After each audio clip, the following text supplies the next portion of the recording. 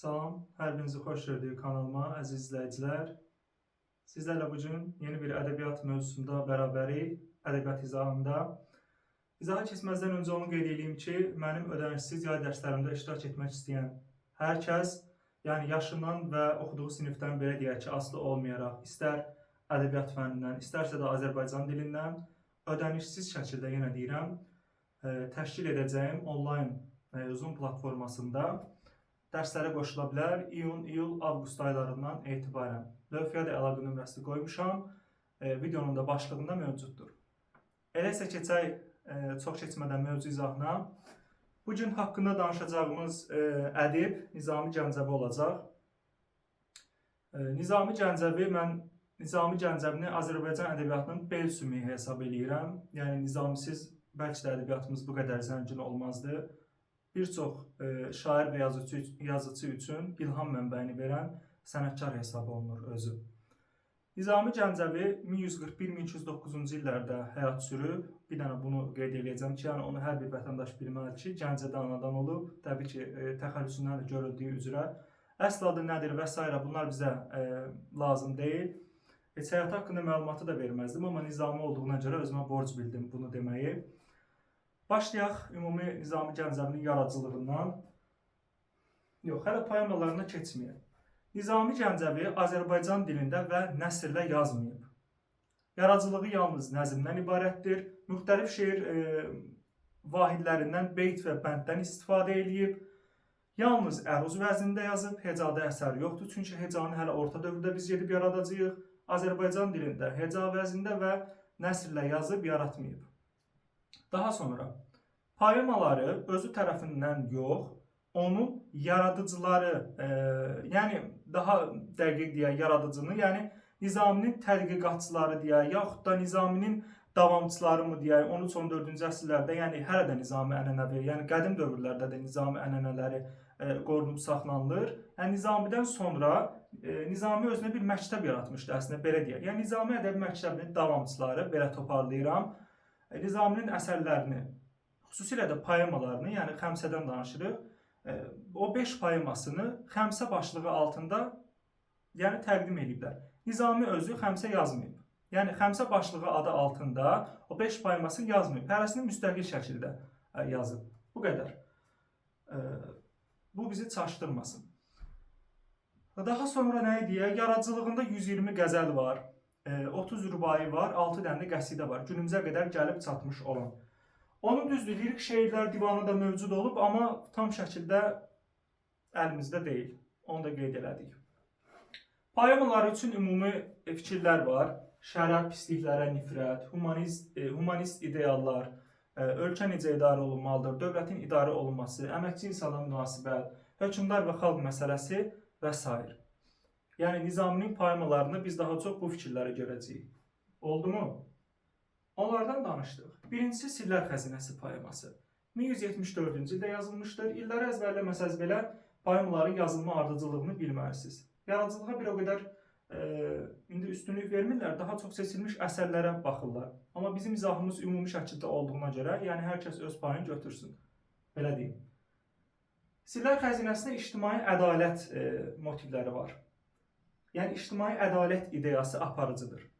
Sirlər Xəzinəsi 20 məqalət və 20 hekayətdən ibarətdir. Yazmışam ki, haqqında qoşmalı əsər adları harda görsəz, bizdən deməli məqaləti soruşacaq.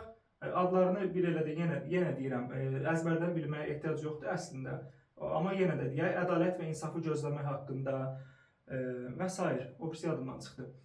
Hekayətləri yazmışam, Nuşirəvan və Bayquşların söhbəti, Sultan Səncər və Qarı və s.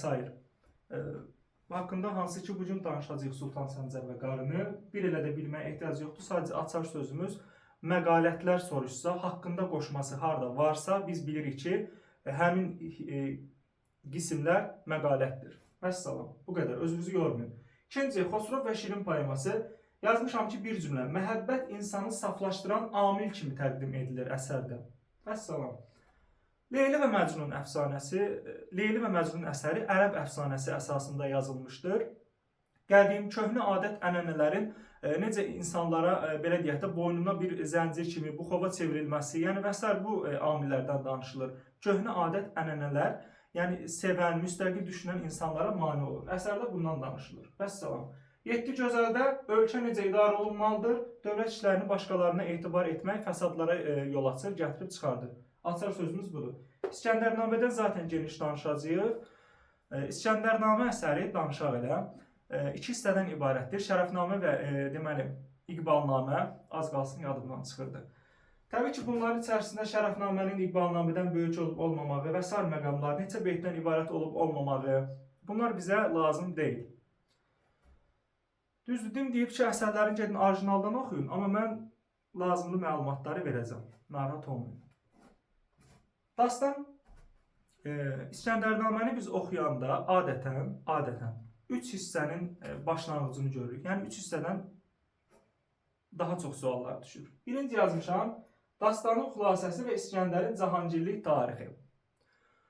Burada deməli, Dastanın yazılma səbəbi kimi şair bir neçə əlamətləri göstərir. Daha sonra burada nədən danışılır?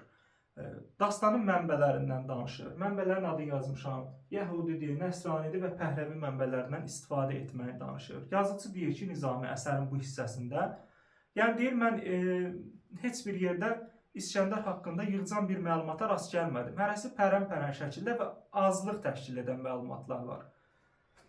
Daha sonra onun kəyan adətinə hörmət göstərməyindən danışılır, İskəndərin peyğəmbərliyindən danışılır. Dastanın bu hissəsində, hansı hissəsində? Dastanın xülasəsi və İskəndərin Cahangirlik tarixi. Mən yazmış olduğum məqamlara xüsusilə fikir verin, konspektiniz varsa da götürün, yoxsa da tutun. İskəndər 20 yaşında taxta çıxır, 27 yaşında peyğəmbərliyə yüksəlir. Oldu mu? Hətta belə bir rəvayət eləyirlər ki, güya Dərbəndi deyirlər İskəndər saldırmışdır. O gözəl sədləri və s. İskəndər qurub yaratmışdır. Bu Nizaminin fikirləridir. Dastanın xülasəsi və İskəndərin Cahangirlik tarixindən bu qədər. Daha sonra keçid alırıq ikinci. Dastanın başlanğıcı. Dastanın başlanğıcından etibarən hadisələr, bu və bundan sonraki hissələrdən hadisələr geniş lövhələrlə əks etdirilir. Dastanın bu hissəsində Feyləqusdan danışılır. Feyləqus kimdir? İskəndərin atası. Feyləqusun ulu babasının adını yazmışam. Eys ibn İshak. Ulu babasıydı deyir Eys ibn İshak. İskəndərin yox. Kimin? Feyləqusun. Feyləqus kimdir? İskəndərin atası. Padişah olan. Atadan sonra hakimiyyət kimə keçir? Oğula keçir. İskəndərə keçir. Birazdan o İskəndərə atasının dövründən qalan dostu, yaxud da müəllimi haqqında məlumat da verərik. Onların İskəndərin üzərində olan böyük təsiri, təbii ki, bilirik artıq söhbət kimdən gedir. Həmin obrazlardan da danışarıq, Giqumaşdan və s. Daha sonra, burada Eys ibn İshaqdan danışılır. Yunanistanın deməli, Feyləqusun doğma məmləkəti, vətəninin olmağından danışılır. Yəni, bu testlərdə verir bir-iki məqamda bəzi vəsaitlər.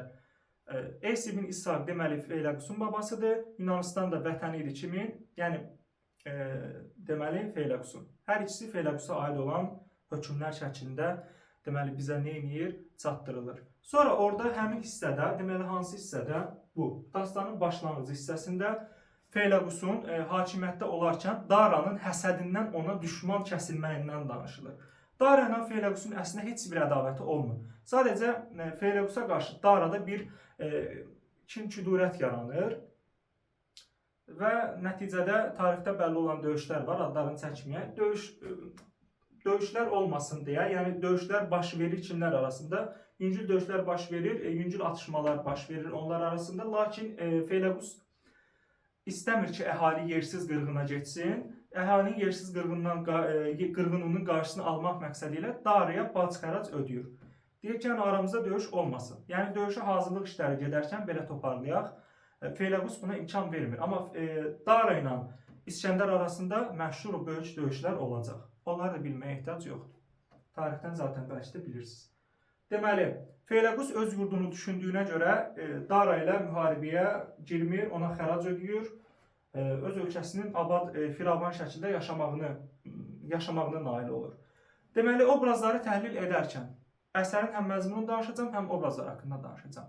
Feyləqus və İskəndər obrazı. Hər ikisi hökmdardır, hər ikisi müsbət hökmdardır, hər ikisi Dara ilə mübarizə aparmışdır, lakin fərqlərini dedim. Oldumu? Daha sonra İskəndərin Bərdəyə gəlişi. Hadisələr artıq demək olar ki, ən maraqlı həddinə gəlib çatır. Deyir, Bərdə nə gözəldir, necə qəşəngdir, yazı da, qışı da, güldür, çiçəkdir. Nə bilim, iyuldan nə olar, yazda hansı hadisələr baş verər, hansı güllər açar və s. Görsəz, söhbət Bərdə şəhərinin tərifindən gedir deməkdir. Yaxşı, daha sonra Bərdənin tərifini verir. Elə olur ki, İskəndər gəlir bu yurdun gözəlliyinə heyran qalır. Soruşur ki, bəs bura kimindir? O da deyir ki, hökmdar bir qadın tərəfindən idarə olunan bir yurddur. İskəndərdə də Nüşabə ilə görüşmək üçün bir maraq doğur, bir maraq yaranır ki, kimdir da bu belə gözəl, səfalı yerin, yurdun sahibi? Belə, çalışaq ki, ardıcıllığı qoruyaq. Hə. Belə Nüşabənin sarayında da bütün o dövrün Cahangirlərinin demək olar ki, hamısının çəkilmiş rəsmləri olur. İskəndərin də ipək üzərində çəkilmiş rəsmi olur. Bu məqamı burada deyib saxlayıram. 2-3 dəqiqədən sonra yenidən xatırladacağam. Bəlkə də daha tez. Deməli, Nüşabə oturub sarayında, bəs xəbər gəlir ki, ona bir nəfər gəlib huzurunuza daxil olmaq istəyir. O da deyir, buyursun, gəlsin. İskəndər elçi libasında gəlir Nüşabənin huzuruna. Nə təzim eləmir, nə qılıncını bir yerə qoymur. Yəni, elçiyə yaraşmayan hərəkətlər eləyir. Nüşabə də bundan şübhələnir. Nüşabə bundan şübhələnir və o başa düşür ki, bu İskəndərdir.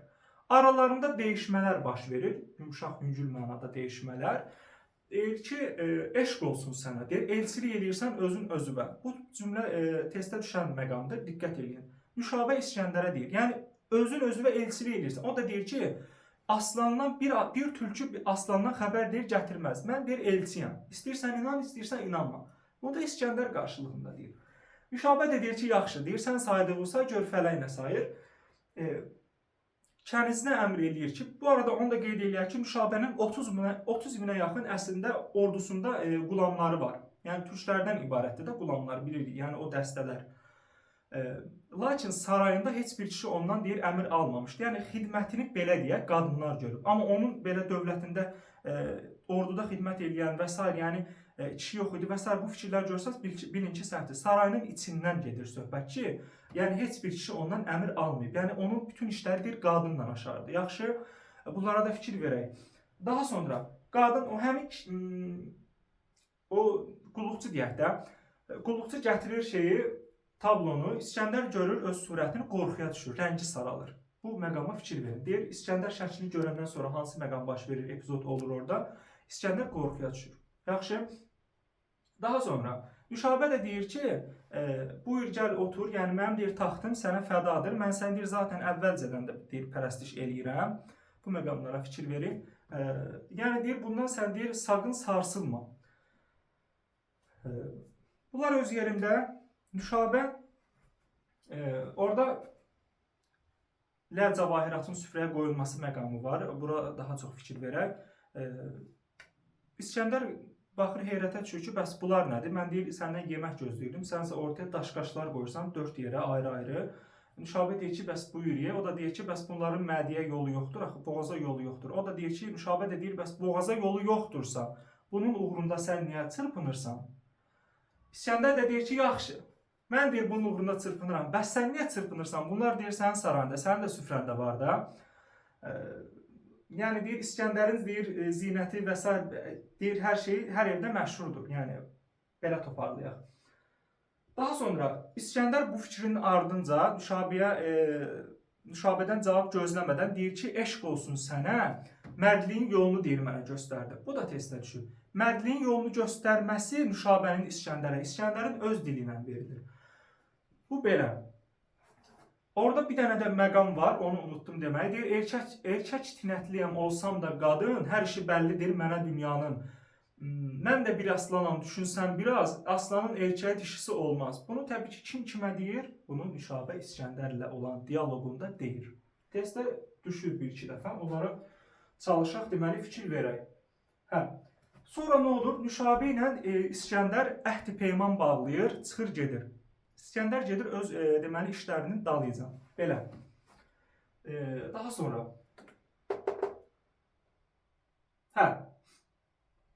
yazmışam ki, bura poema ilə bağlı ümumi qeydlər əruz vəznində epik növdə əruz vəznində məsnəvi şəklində qafiyələnmişdir. Müəllifin fəlsəfi və etik düşüncələrinin yekunu kimi səsləşir İskəndərnamə poeması. 1203-cü ildə yazılmış olan. Orada bir şey qalmadı, burada bir şey qalmadı. Keçək obrazların təhlilinə. Nüşabə türk hökmdardır. Ortaq cəhət kimi verə bilər. Nüşabə ilə İskəndəri. Hər ikisi hökmdardır, hər ikisi ədalətlidir. Oldu. Lakin Nüşabə türkdür, digəri Yunan Makedoniya mənşəlidir. Əsərdə İskəndər heçmi mənfi əlamətləri ilə, mənfi deməyək də, İskəndər qüsurları ilə təqdim olunur. Yəni İskəndər qüsursuz bir obraz deyil, amma müəllifin təxəyyülünün məhsuludur. Ona o cümləyə bir dənə fikir verir.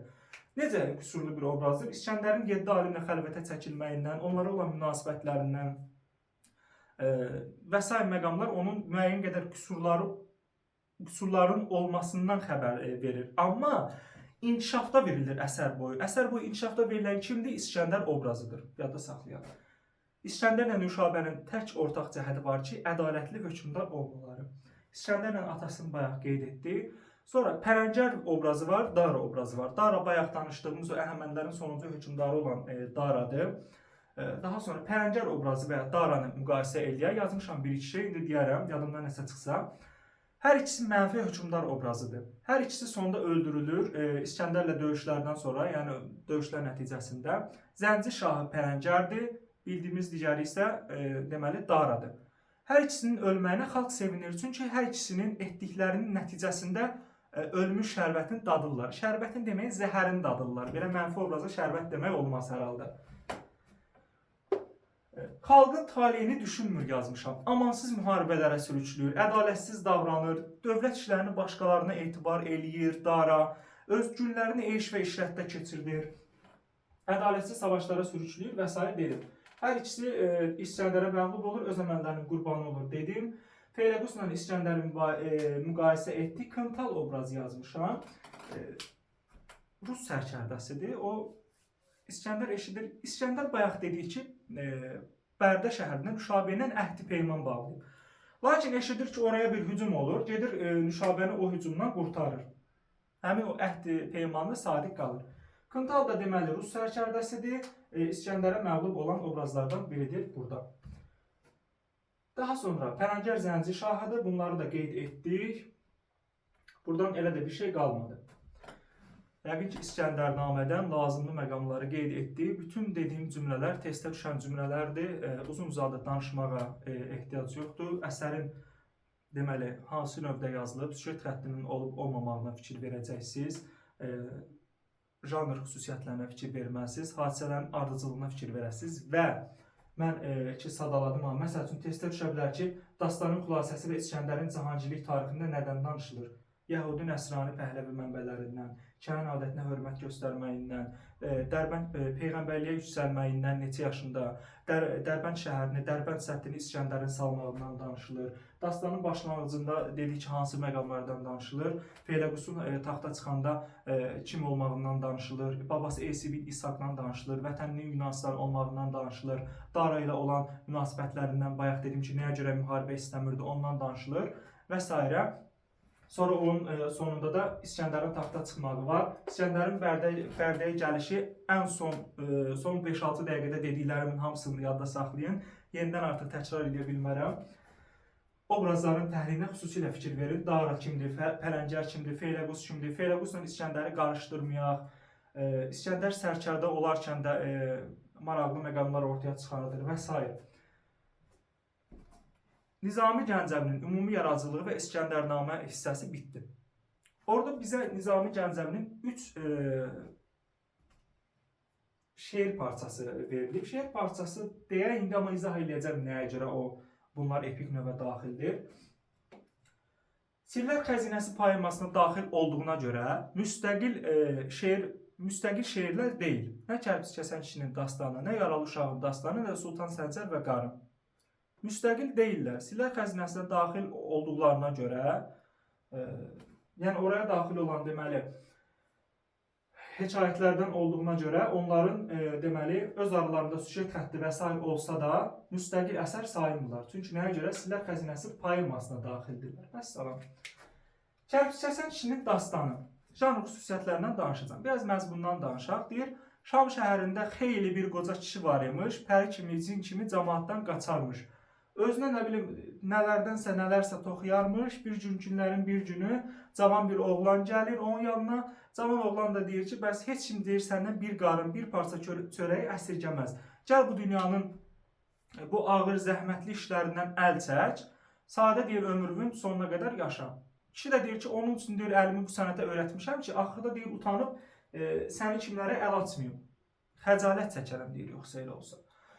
Adətən biz görürük ki, qocalar cavanlara nəsə bir faydalı məlumatlar verməyə çalışar, nəsə bir tövsiyələr etməyə çalışar, amma bu əsərdə əksinədir. Cavan məsləhət verməyə çalışır. Janr xüsusiyyətlərindən danışaq. Əsərin süjet xətti var. Süjet xəttinə malikdir. Əsər epik növdə yazılıb, məsnəvi şəklində deməli qurulub. Yəni məsnəvi yəni ikilik. 2 misra, yəni məsnəvi. Belə nə deyirdim? Cavan nəsihət vermək istəyirsən, süjet xətti var. Əsərə görə insanların əməyə olan fərqli münasibəti qarşılaşdırılır. Yəni bir tərəfdə qoca, bir tərəfdə cavan oğlan. Yazıcı, şair üzr istəyirəm, Nizami Gəncəvi həmin bu gəncin həyatına nikbin sonluqla baxır, bədbin sonluqla baxmır. Yəni onun gələcəyinə bir inam hissi ortaya çıxır. Çünki qocanın dediyi fikirlərdən sonra deyir, cavan oğlanın gözündən bir damcı elə ki yaş axır. Elə yəni ağlayaraq çıxır gedir oradan. Amma oğlan qayıdıb ona heç nə demir. Yəni razıyam və s. hə bağışla, bundan sonra eləmərəm. Bu tip cümlələr yəni yoxdur orada. Sadəcə peşmançılığını bildirən göz yaşı. Susmaq çox zaman ən böyük cavabdır. Qarşı tərəfə, insanın özünə və s. Gəncin gələcəyinə ümidlə baxılır. Zəhmətlə, ağılla ucalan kamil insan ideyası. Məsələn, bu hissəsinə fikir verin. Kərpic kəsən kişinin dastanı bitdi. Dastan deyəndə bizim gözümüzün qabağında geniş bir anlayış gəlməsin. Ümumiyyətlə, nağıl etmə mənasında işləndir. Buna bir dənə x qoyduq, x deyib quş qoyuram, nəysə. Yaralı bir uşağın dastanı. Günlərin bir günü uşaqlar oynayırmış. Belə. Uşaqlar oynayır, bu denə sənə nə lazımdır? Qaçır, bu da biri də ayağın yıxılır. Orada yaralı uşağın dostları obrazı var, yaralı uşağın düşməni obrazı var. Əsərə görə ağıllı dost, ağıllı düşmən ağılsız dostdan daha yaxşıdır. Nəyə görə? Çünki yaralı bir uşağın ayağı sınır. Uşağın dostları da təklif verir ki, uşağın dostları təklif verir, unutmayın. Gəlin deyir bunu quyuya ataq, qorxuruq da deyir bunun yaxınlarına atasına cavab verməyə. Yaralı orada uşağından bir arası yaxşı olmayan, müəllif tərəfindən uzaq görən adlandırılan bir nəfər də deyir ki, yox, öz-özdən düşünür ki, uşaqlar bunu atsalar quyuya, heç kim deyir, uşağın atası bunlardan deyir şübhələnməyəcək, məndən şübhələnəcək. Deyəcək ki, sənin uşağınla aron yaxşı deyildi, ona görə sən təklif vermirsən. Uzaq görəndir, uşağın düşməni olsa da, düşmən, yəni də düşmən adlandırılır kitablar, yəni bizə düşmən deyə.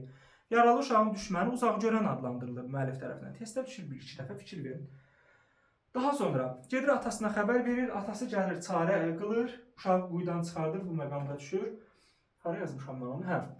Ağıl insan üçün ən böyük zinətdir ideyası. Əsərin süjet xətti var, ardıcıl şəkildə bəhs olunur əsərdə.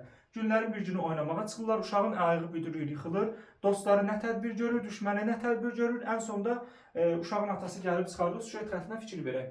Ardıcıl düşən deyil, ekspozisiyası hansıdır, kulminasiyası hansıdır, narahat olmayın. Təklifi uşağın dostları verir, janr xüsusiyyətlərindən də danışdıq, bayaq Kərpic kəsən kişinin dastanında da hamısı epik növə daxildir, süjet xətti var, məsləvi formasında qafiyələnib, dilin filan və s. danışmışıq. Ağılsız dostla ağıllı düşmən qarşılaşdırılır. Burada müəllif üstünlüyü ağıllı düşmənə verir. Allah bizi ağılsız dostlardan qorusun. Sultan Səncər və Qarı. Yəqin ki, hamımız bunu əzbər bilirik bu hissəsini və ən maraqlı hissəsidir. Deyir, zülm edib bir qarıya çox uddurmuşdular qan. O da Sultan Səncərin tutaraq yaxasından. Dedi, səndə nə ədalət görürəm, mən səndə sonsuz zülm və insafsızlıq görürəm. Səndən gördüyüm zülm deyir, heç vaxt insafa sığmaz. Və s. də belə hər şeyi sadalayır. Şeir şəklində yadımda qalmayıb təbii ki. Uzun illər əvvəl mən bunu əzbərləmişəm. Hətta fars dilindən tərcümədə onun başlanğıc beyti belə də verilir. Bəla çəkmiş bir qadın, bağrı qan, gözü yaşlı, bir gün Sultan Səncərin ətəyindən yapışdı. Bu hissədə başlanğıc kimi verə bilər. Digəri də zülm edib bir qarıya çox udurmuşdular qan, o da Sultan Səncərin tutarıq yaxasından. Yəni tərcüməçilərdən çox şey asılıdır. Mahiyyət etibarilə eynidir. Fars dilini bilən olsa oxusun orijinalından. Deməli, janr xüsusiyyətlərindən danışmazdan əvvəl yox, məzmunundan danışaq. Əsərin məzmunu, süjeti belə deyək, formaca iki yerə bölünür. Qarı əsərin birinci hissəsində şikayətçidir, ikinci hissəsinin ittihamçıdır. Nə deməkdir şikayətçi? Qarı gəlir Sultan Səncərə deyir ki, o bildiyimiz Səlcuq hökmdarı da bu. Deyir ki, bəs sənin vilayətimin adamları məni gəlib evimdə söyürlər. Qapımı döyür, məni darğa deyir, təhqir eləyir. Deyir, kefli bir darğa gəlib evimdə məni söydü, salıb təpik altına doyunca döydü. Hə. Darğadan söhbət deməli nə olub? Cinayət bir faktor var ortada. Bir nəfər cinayət eləyib, darğa da gəlib kefli bir darğadır. Gəlib düşür qarının üstünə ki, bəs cinayətkarı evində gizlətmirsən, çıxart ver. Qarı da andaman edir, yıxıb sürüyürlər də qarını. Yəni bax bu hadisələrə fikir verək. Qarı da bu Sultan Səncəri at üstündə görəndə əlində əsası ilə gəlir durur qabağında, başlayır hər şeyi sadalamağa. Əsərin başlanğıcı, mahiyyəti budur. Birinci hissəsinə görə əsər şikayətçidir. Yəni öz başına gələnlərdən şikayət edir. Deyir ki, yəni sən bunlara deyir bir çarə qılmasan, qiyamət günü səndən bunların hamısının hesabı soruşulacaq. Əsərin ikinci hissəsində qarı daha da belə ittihamçı formasında çıxış edir. Amma qarı, yəni bu qoca qadın rəiyyəti, rəiyyət nədir? Yəni sadə insanı, kəndliləri, cəmaatı, bilirsiniz artıq rəiyyət sözünün mənasını hər halda. Üsyana sürükləmir, üsyana dəstəkləmir, üsyana qaldırmır, üsyana sövq etdirmir. Üsyan sözü qarıya aid deyil. Ona görə müxtəlif versiyaların səsləndirdim. Oldu mu? Janr xüsusiyyətlərini dedik, şikayətçi ittihamçıdır, qarı rəiyyəti üsyana ruhlandırmır. Qiyamət günü deyir ki, səndən hesab sorulacaq. Çapdırdın deyir qarıları, qırdırdın uşaqları, qocaların deyir ağ saçına baxmadın, göz yaşına baxmadın. Qiyamət günü səndən hesab soruşulacaq deyir Allah tərəfindən. Sən deyir türk deyilsən ümumiyyətlə, sən deyir hindu quldursan deyir. Necə idi Allah deyir?